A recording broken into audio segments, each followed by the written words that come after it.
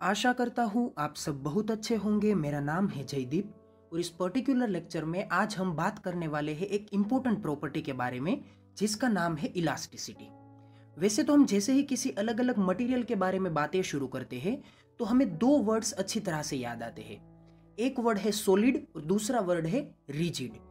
तो यहाँ पे इन दोनों वर्ड्स की डेफिनेशन को पहले रिकॉल कर लेते हैं, किसे हम सॉलिड कहते हैं और किसे हम रिजिड कहते हैं।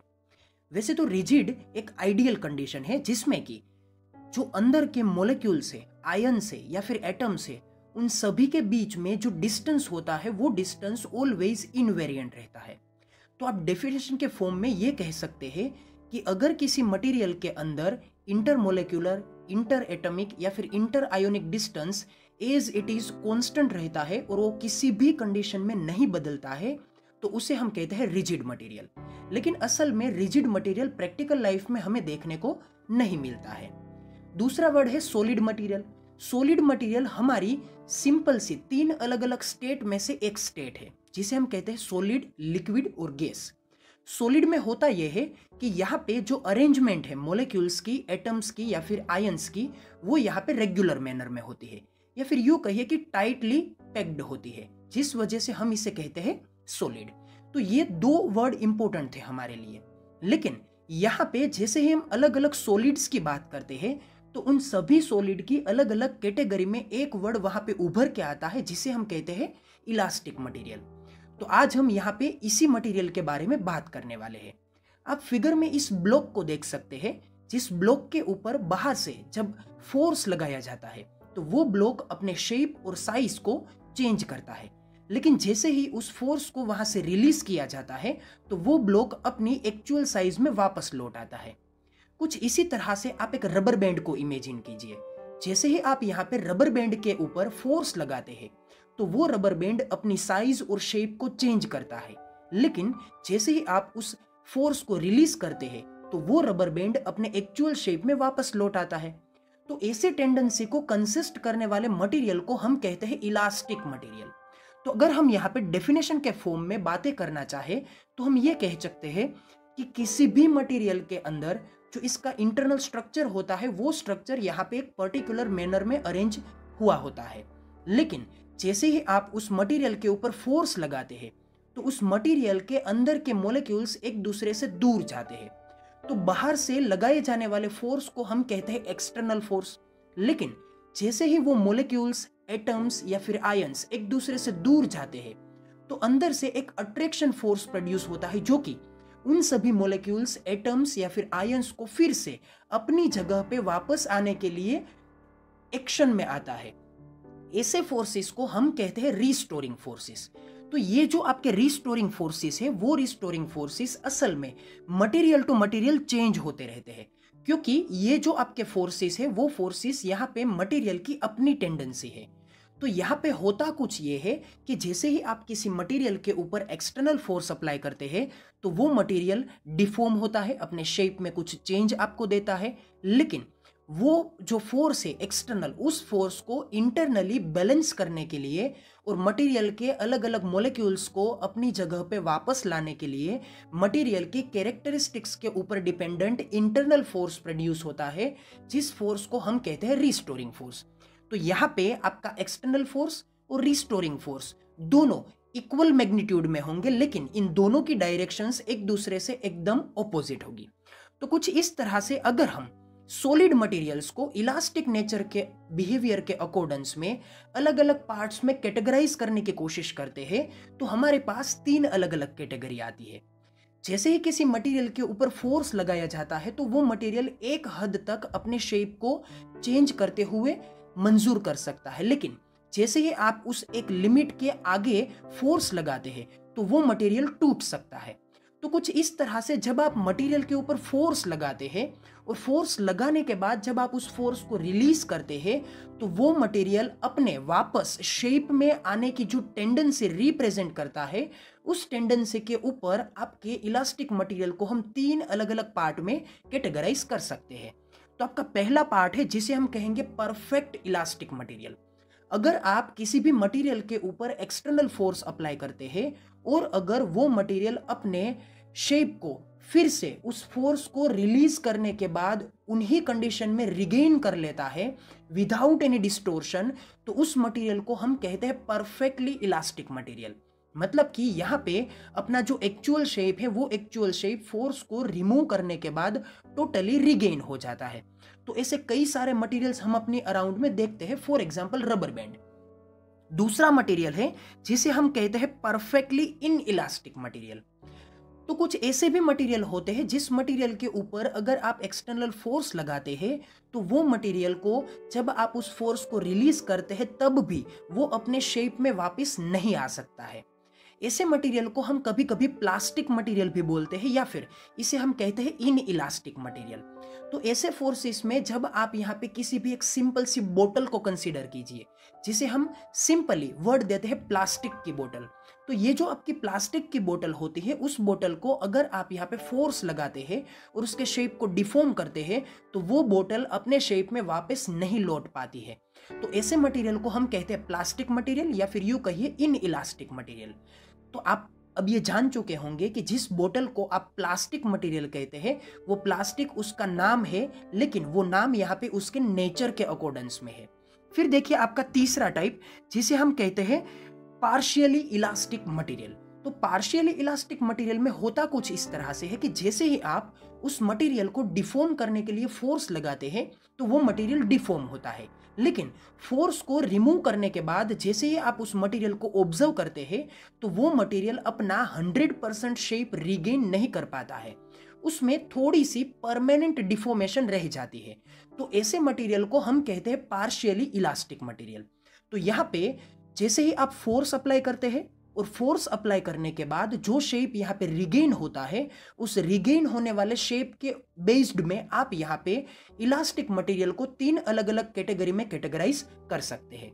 तो आप यहाँ पे कुछ एग्जांपल्स देख सकते हैं। ये है आपके कुछ रबर बैंड्स। अगर आप रबर बैंड्स को कुछ इस तरह से फोर्स लगाते हैं तो वो रबर बैंड यहाँ पे डिफॉर्म होता है, लेकिन वापिस में वो रबर बैंड अपना शेप रिगेन कर लेता है। इस वजह से हम इसे कह सकते हैं इलास्टिक मटेरियल या फिर यूं कहिए परफेक्टली इलास्टिक मटेरियल। वैसे ही आप यहाँ पे बीम का एग्जांपल ले सकते हैं। तो इस बीम को अगर आप यहाँ पे बीच में से फोर्स लगाते हैं तो वो यहाँ पे डिफॉर्म होता है, लेकिन फोर्स को रिमूव करने के बाद वो बीम अपना पूरा का पूरा शेप रिगेन कर लेता है। तो इन सभी एग्जांपल्स को हम यहाँ पे कह सकते हैं परफेक्टली इलास्टिक मटेरियल्स।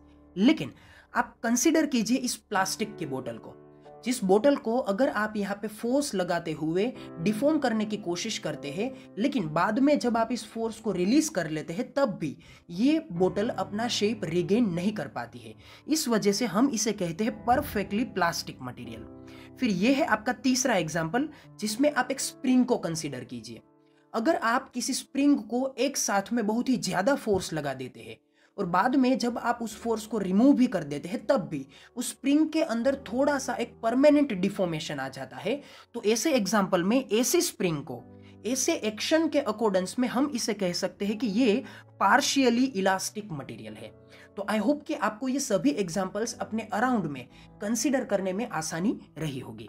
फिर देखते हैं कि ये जो आपकी इलास्टिसिटी की प्रॉपर्टी है वो इलास्टिसिटी की प्रॉपर्टी मटेरियल के अंदर किस तरह से अपने अंदर एक बिहेवियर चेंज करती है।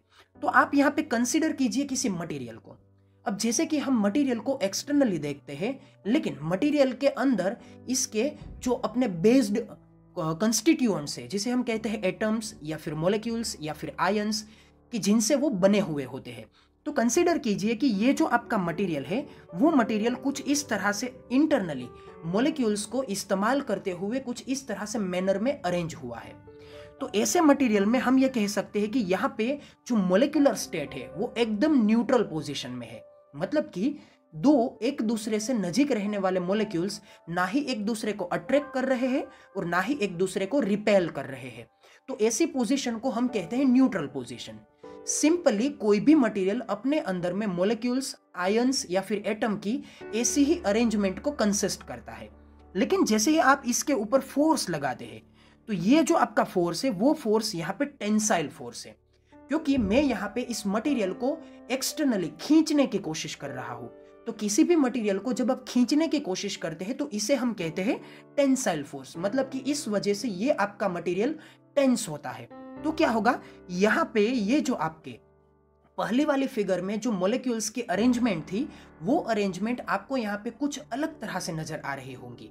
यहाँ पे ये जो इंटर एटॉमिक या फिर इंटर मोलिकुलर जो डिस्टेंस है, वो डिस्टेंस यहाँ पे बढ़ गया है। तो ये डिस्टेंस बढ़ने की वजह से यहाँ पे आपका शेप जो है वो अपने एक्चुअल शेप को थोड़ा सा एक्सटेंड करता हुआ आपको दिख रहा होगा। तो जैसे ही आप यहाँ पे टेंसाइल फोर्स लगाते हैं तो आपका मटेरियल यहाँ पे एक्सटेंड होता है, बिकॉज ऑफ ये जो आपके अंदर के मोलिक्यूल्स है, वो मोलिक्यूल एक दूसरे मोलिक्यूल्स से कुछ दूरी पर अपना डिस्टेंस लेते हैं। लेकिन अगर आप यहाँ पे फोर्स ऑपोजिट डायरेक्शन में लगाते हैं, जिस फोर्स को हम कहते हैं यहाँ पे कंप्रेसिव फोर्स, तो जैसे ही आप यहाँ पे कंप्रेसिव फोर्स लगाते हैं तो आपके मटेरियल के शेप में थोड़ा सा कमी आपको देखने को मिलेगी। और ये जो कमी है वो कमी किस वजह से आती है, क्योंकि इसके ये जो बिल्डिंग ब्लॉक्स मॉलिक्यूल्स या फिर एटम्स या फिर आयंस है, वो यहाँ पे एक दूसरे से और नजदीक आते हैं, जिस वजह से आपका ये जो मटेरियल है वो आपको थोड़ा सा कम शेप में रिप्रेजेंट हुआ दिखता मिलता है। तो ये जो आपका मटेरियल है वो मटेरियल यहाँ पे टेंसाइल फोर्स या फिर कंप्रेसिव फोर्स, इन दोनों कंडीशन में अंदर किस तरह से ये फील होता है, ये आप यहाँ पे ऑब्जर्व कर सकते हैं। फिर आगे यहाँ पे आप बातों को नोटिस कीजिए कि किसी भी मटेरियल के अंदर जो मॉलिक्यूल्स, एटम्स या फिर आयन की जो अरेंजमेंट होती है वो ऑलवेज यहाँ पे क्या होती है, एकदम रेगुलर अरेंजमेंट में होती है।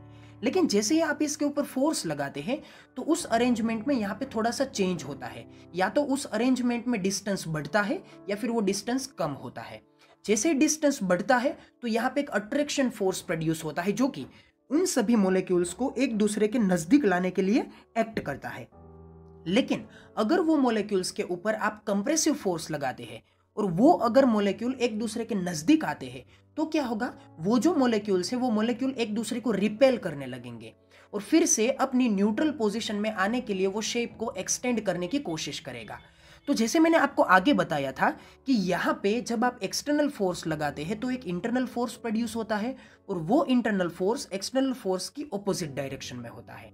जैसे ही आप यहाँ पे टेंसाइल फोर्स लगाते हैं तो इंटरनल फोर्स कंप्रेसिव टाइप का होता है, लेकिन जैसे ही आप यहाँ पे एक्सटर्नल फोर्स कंप्रेसिव टाइप का लगाते हैं तो इंटरनल फोर्स यहाँ पे टेंसाइल टाइप का होता है। तो कुछ इस तरह से इंटरनली जो अरेंजमेंट है मॉलिक्यूल्स की, एटम्स की या फिर आयंस की, वो यहाँ पे शेप को न्यूट्रल पोजीशन में लाने के लिए हेल्प करती है।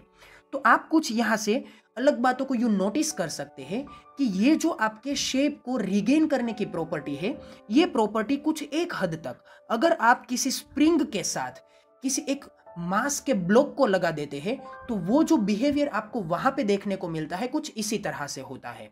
वो ब्लॉक स्प्रिंग को एक्सटेंड करने की कोशिश करता है, लेकिन वो जो स्प्रिंग है वो स्प्रिंग यहाँ पे ब्लॉक की वजह से जो एक्सटेंशन आ रहा है उस एक्सटेंशन को फिर से रीगेन करने की कोशिश करती है।